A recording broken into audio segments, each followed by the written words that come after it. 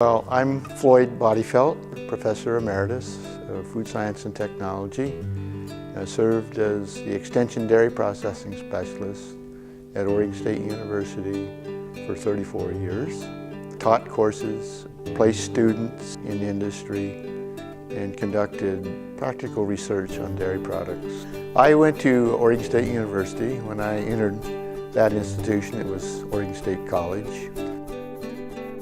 My major professor, Roy Stein, elected to go to Brazil for a 2-year assignment. I guess he had confidence in me. He presented me to the Extension Service administrators.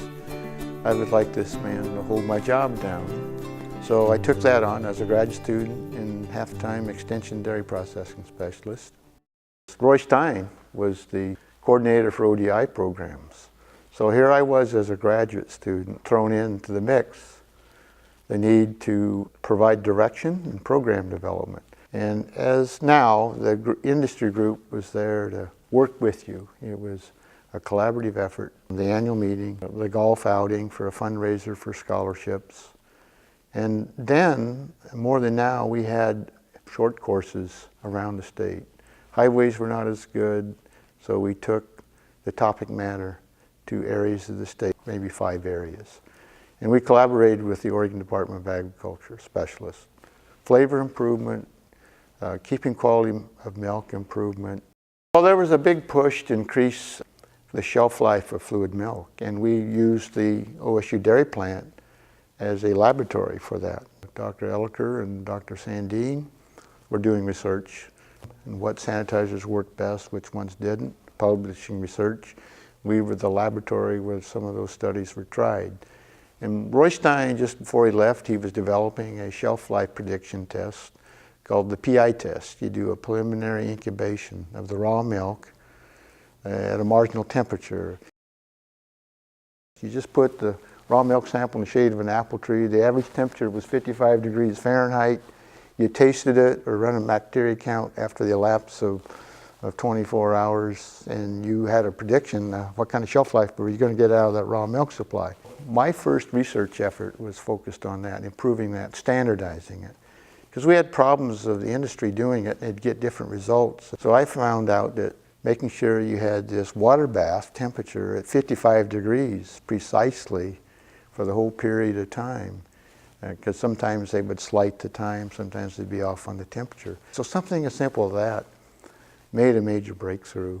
My problem was the fruity flavor defect of cheddar cheese. It was a problem of the cultures and some of the wild lactic acid bacteria in raw milk. We're talking Tillamook cheese and some of the other areas that were at that time making raw milk cheese.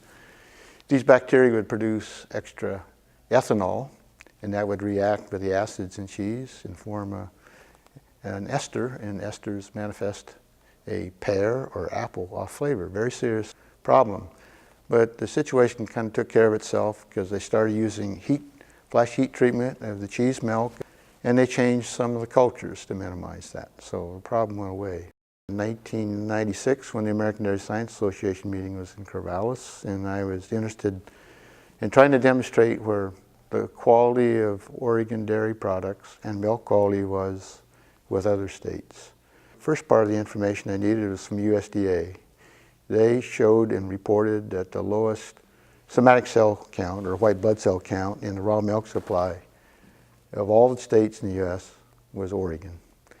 And earlier we had worked with the legislature and the industry to make more stringent standards for the somatic cell or the body cell count in raw milk. And we were in a contest with California who could, in a simple leap, improve the quality of the milk at a faster pace.